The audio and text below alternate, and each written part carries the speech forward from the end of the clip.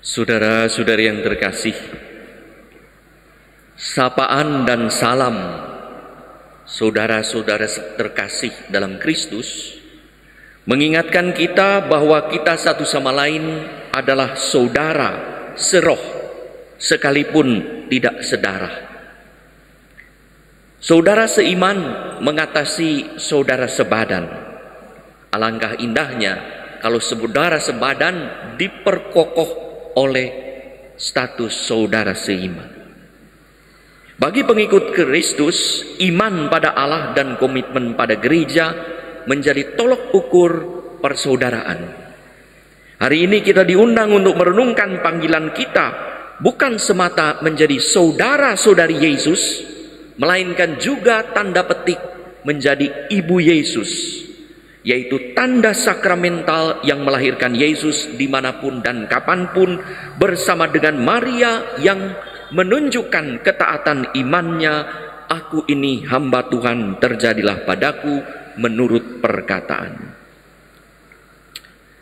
Ada murid Kristus yang mengabaikan peranan penting Maria dalam sejarah keselamatan, di mana Allah berkenan memilih Maria menjadi ibu yang melahirkan Yesus. Sayang, ada juga yang alergi, bahkan anti pada Maria. Apa salah Maria? Padahal malaikat Gabriel menyapa manusia, Maria, "Salam, hai engkau yang dikaruniai, Tuhan menyertai engkau." Malaikat saja memberi ucapan salam, memberi sapaan hormat dan berkat pada Maria. Masakan kita manusia biasa tidak menghormatinya? Elizabeth berseru dengan suara nyaring saat dikunjungi Maria yang mengandung Yesus dan menyebabkan Yohanes dalam kandungannya melonjak kegirangan. Lukas 1:42, "Diberkatilah engkau di antara semua perempuan dan diberkatilah buah rahimmu." Elizabeth saja, wanita suci dalam kitab suci, memuji Maria. Masakan kita orang biasa tak memuji Maria dengan pantas? Di atas salib, Yesus berkata kepada Maria, dan melihat murid terkasih ada di samping Maria, "Ibu, inilah anakmu." Dan pada murid terkasih, "Inilah ibumu." Yohanes 19:26. Dan sejak saat itu murid itu menerima dia di dalam rumahnya. Yesus saja menyerahkan ibunya pada muridnya, dan muridnya menerima ibunya di rumahnya. Masakan kita tak mau menerimanya? Bukankah ibu dan anak ini tanda petik ibarat satu paket dalam karya keselamatan? Saudara-saudari yang terkasih, Maria dipanggil Allah menjadi ibu biologis, yaitu ibu yang mengandung Yesus dan melahirkannya. Kata malaikat, bagi Allah segala sesuatu mungkin. Bagi manusia mana mungkin ada orang yang tidak secara normal hubungan manusia, suami istri kok bisa mengandung? Bagi Allah segala sesuatu itu mungkin. Kedagingan Yesus berasal dari darah Maria. Kok bisa? Bagi Allah mungkin. Melalui Maria inilah Allah berkenan berinkarnasi menjadi manusia. Sabda menjadi daging. Maria dipilih bukan karena kualitas fisiknya, muda, cantik, jelita, atau kualitas psikisnya, matang, baik, dan benar, tetapi terutama karena kualitas spiritualnya, yaitu imannya hidup kudus di hadapan Tuhan.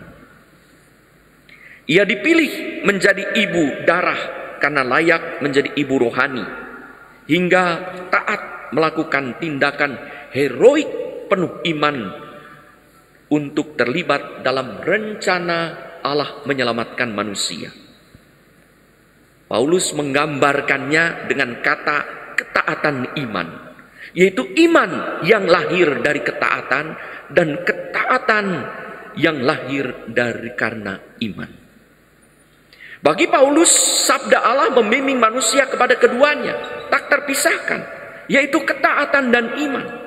Iman tanpa ketaatan pada Allah menjadi pertanyaan.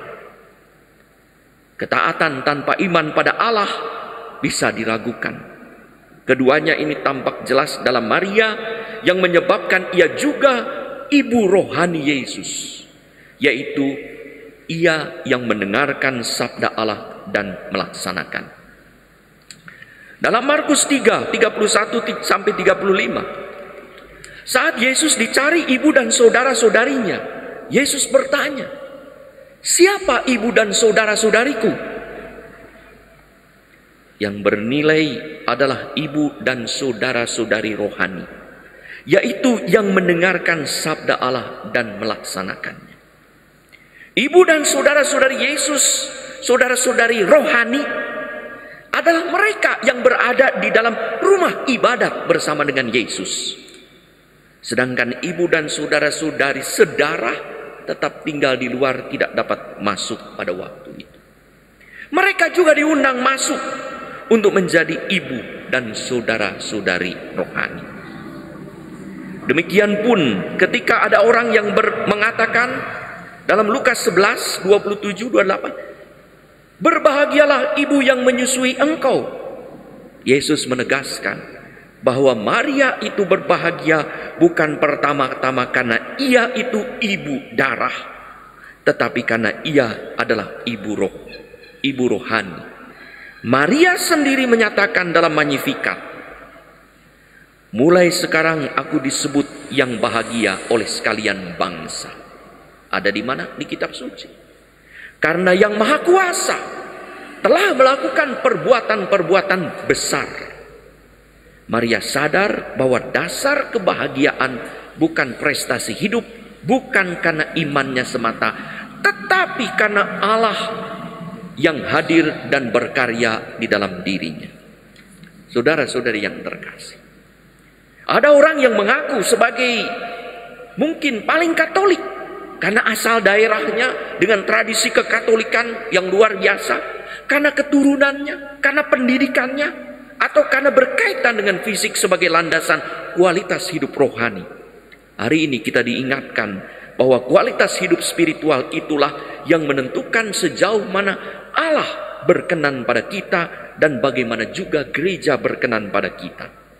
Kita disebut bahagia bukan karena kualitas fisik atau psikis, tetapi terutama karena kualitas spiritual yang tampak dalam perwujudan iman dan ketaatan pada Allah yang dikonkretkan, dibuktikan dalam perbuatan heroik iman seperti yang dilakukan oleh Maria. Di situ kita menjadi tanda sakramental, yaitu tanda yang menghadirkan Allah. Semoga melalui hidup kita, perkataan dan perbuatan kita, Yesus lahir di antara kita. Disitulah kita bukan hanya menjadi Advent yang memberi harapan pada mereka yang membutuhkan rahmat, tetapi juga menjadi Natal yang menghadirkan Yesus dengan berkat yang menyelamatkan. Karena kita mendengarkan sabda Allah dan melaksanakannya, hingga kita pun dengan penuh iman mampu berseru bersama dengan Maria, "Aku ini hamba Tuhan, terjadilah padaku menurut perkataan-Mu."